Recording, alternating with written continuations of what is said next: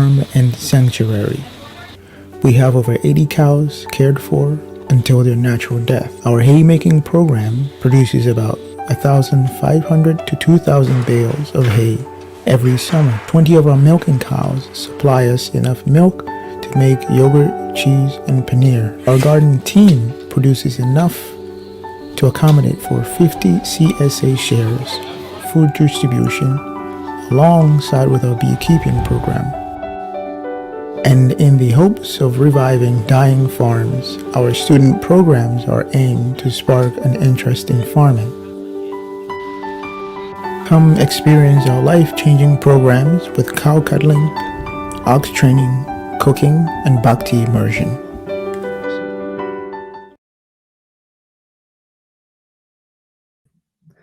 That was certainly a very exciting piece of information. I hope you enjoyed. And just like Gitanagri, there are so many farms of ISKCON which are doing such a great work.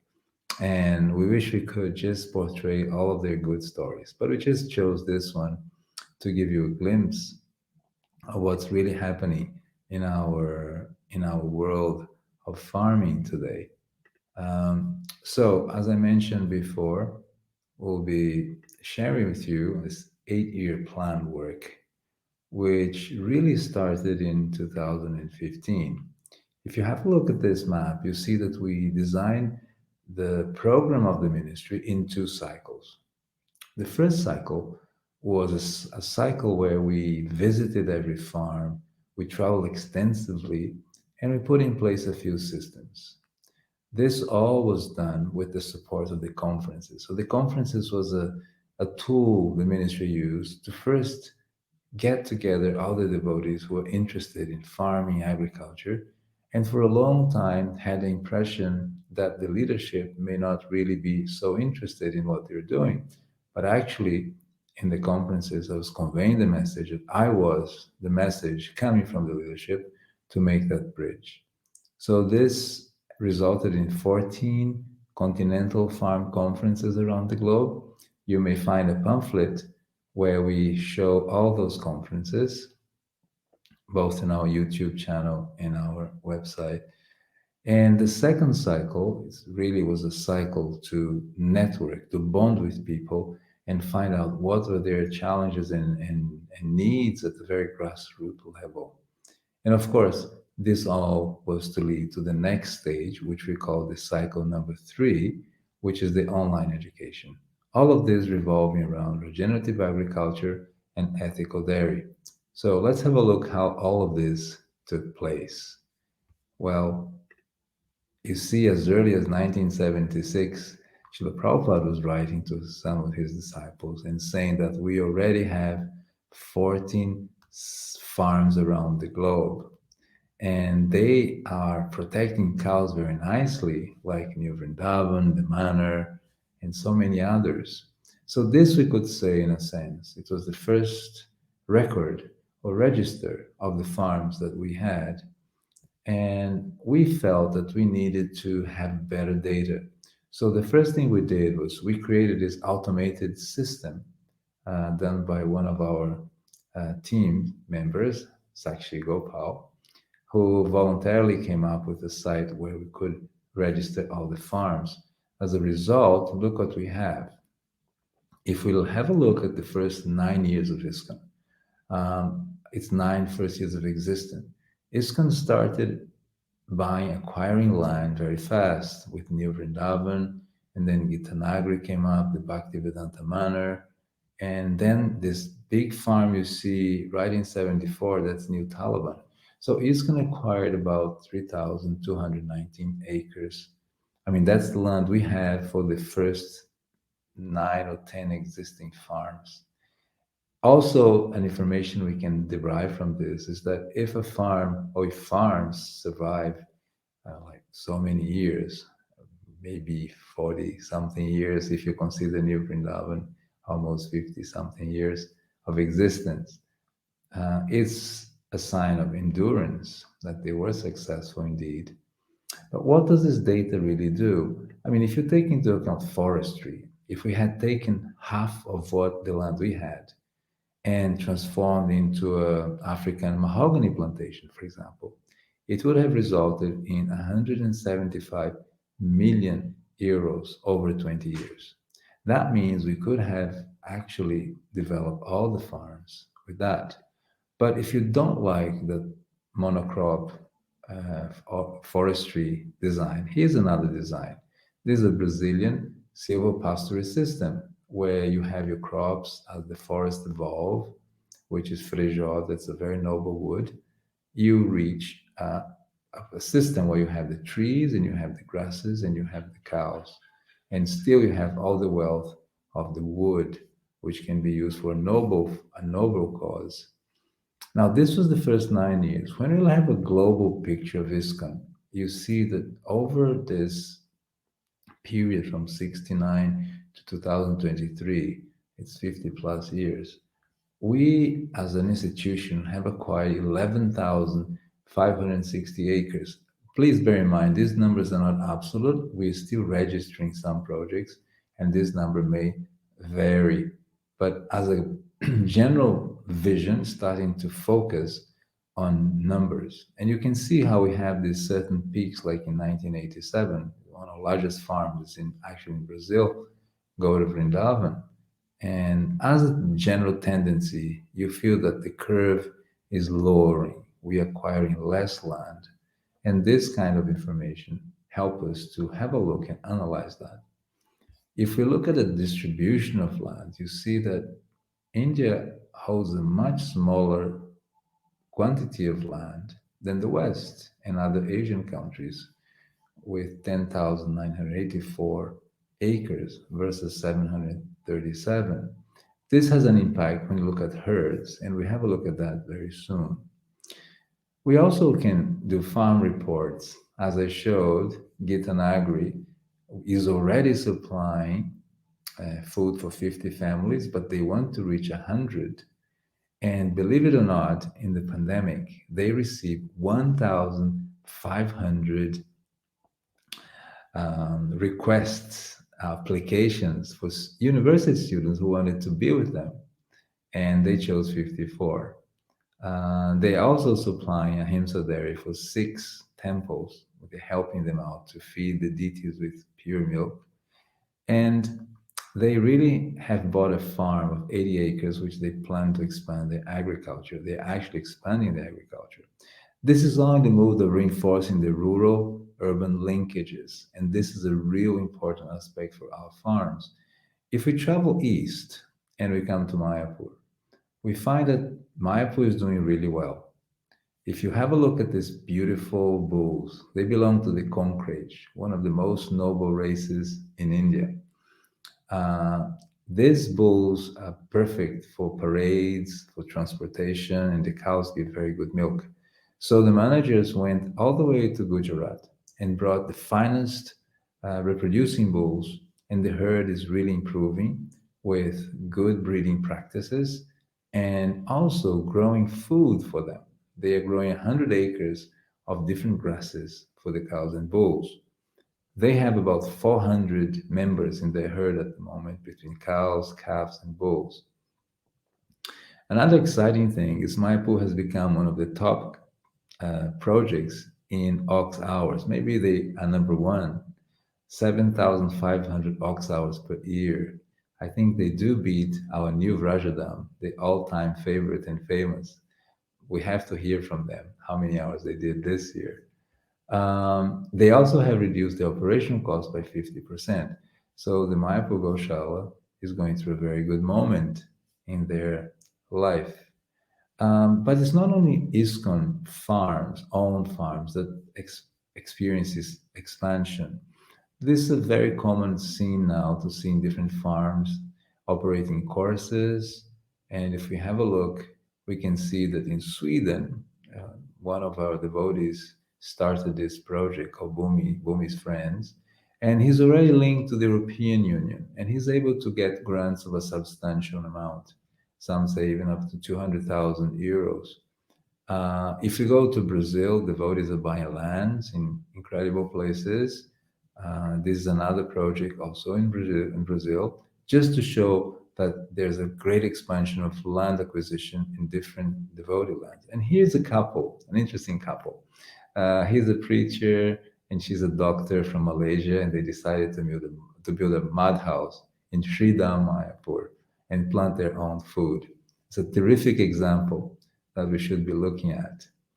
Um, well, now, when we look at our cows and our bulls, what's happening in that scenario?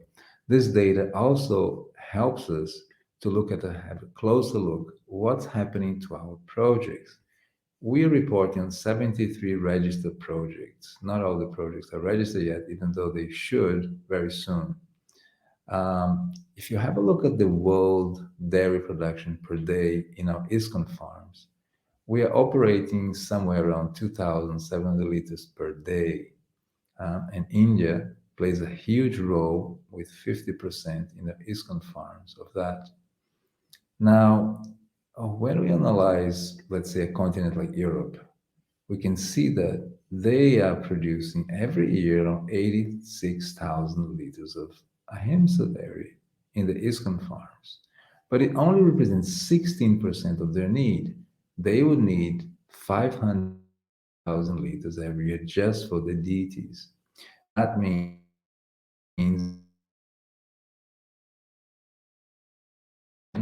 that there are private projects, devotee projects, which are supplying, and that may put that number of 86,000 a little higher. That's our next discovery. Now, if you look at the herd, the distribution of a herd around the globe, you can see that the world and Asia, it has about under 1,000 cows, bulls, and calves that we are protecting. But we have 10,500 acres of land. While India, on the other hand, has four times more, 4,130 cows, and not all the goshalas are registered in India, by the way. And we are so far registering 737 acres of land. So this just gives a picture how we can look at different regions and make different projects to adjust their needs. That's also another great thing about data collection. We have actually certified with the Certificate of Readiness two projects, one in Scotland, in Glasgow, that's Karuna Bhavan, and one in Goa, successfully. And we had this interesting project. Now, here, people who are registered in the ministry website can put their Goshala to fundraiser. And here we have already raised $20,000 for four projects: Nova Gokula, Brazil, Russia, India, Mayapur, India, Vrindavan. So that's really a project to make them sustainable in the long run. So that's our little report on automated systems. The GBC body also has approved four nice, important resolutions for the ministry this year. One is their consultation. We, as a ministry now, officially respond as a consultation team. How does this change our ISKCON flow of works? If there's any issue in any continent, the issue is communicated to the GBC member, which then contacts us as a consultation team, which will offer him a report, and the GBC member will implement that change. That's a lot more comfortable for an institution like ours to be on a consultation side. We also have this law approved by the GBC that every farm in ISKCON should be registered. If they're managed by ISKCON, even if they're managed by trust or something else in name of ISKCON, zonal supervisors and zonal secretaries are responsible to see that all goshalas are duly registered. So if you register, you have so many benefits like consultancy, fundraiser, courses, teaching. So it's a good idea to be registered with the GBC Ministry of Crop Protection and Agriculture. Also, another great venture is that the GBC body approved a guideline encouraging regional bodies to engage oxen and training programs, padayatras. The oxen makes a beautiful padayatra procession. And all of this is an invitation of the GBC body for the projects to engage our father, the bull, because if we don't engage our father, it's hard to keep the house updated and very nicely. And finally, the biggest, I think, conquer of this year was that now ISKCON has a standard for agriculture. And the law entitled Minimal Cow Protection Standard now is to be called Minimal Cow Protection and Agriculture Standard ISKCON GBC Law 507. In addition, the following agriculture standards will be added, namely the use of synthetic pesticides, genetic modified organisms, and synthetic fertilizers will not be allowed in ISKCON projects. So this is not a guideline, this is the law. A project may continue to use synthetic fertilizers at most until 2025 under the condition that they present a short-term transition plan towards regenerative agriculture. Regenerative agriculture and agroecology practice are recommended. Organic agriculture practice are allowed. In other words, we are stimulating devotees to produce pure food. And for those who still need, still using the synthetic fertilizers, NPK, we'll try to offer some education how you can transition. So those were very exciting resolutions. And now we come to the end of our presentation, which is really our education third cycle. As you may recall, we talked of two cycles, and here comes the third cycle. And that's really an educational program where we present six core principles of regenerative agriculture. And it's quite simple. We think about the whole system. We try to minimize machinery and soil disturbances. We really maximize, we want to maximize crop diversity, and we keep the soils covered as much as possible, and the roots are not to be disturbed as much as we can. We try to keep them protected, and we do want to integrate the livestock in it, right? So this is our foundational course project, which will be an object of this 4-year work plan, which will be presented to all of you in time, and more to be said at the ILS 2023. There's a whole workshop just dedicated to that.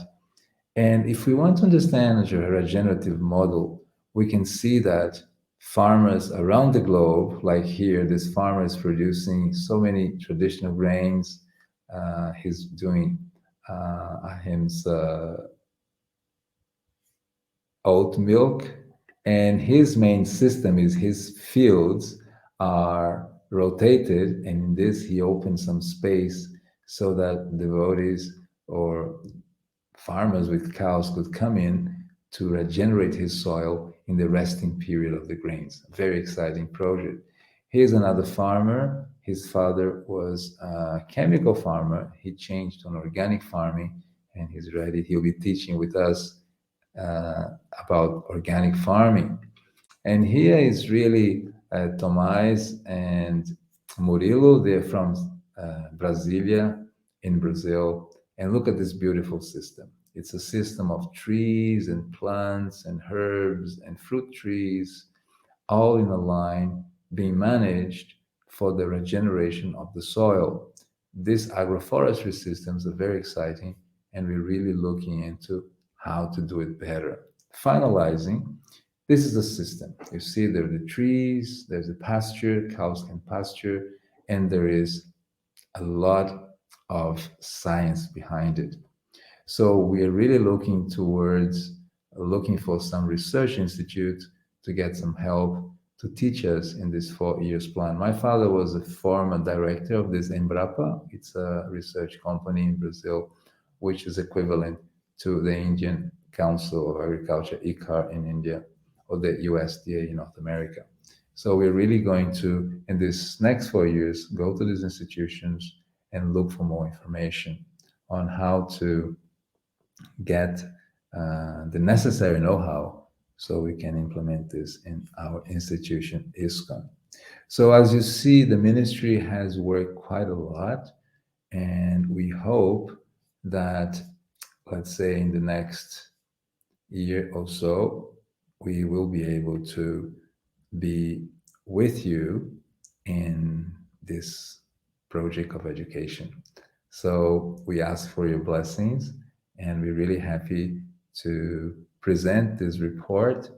And we hope to hear more from you. This is our website. If you want to be in contact with us, do send us a message.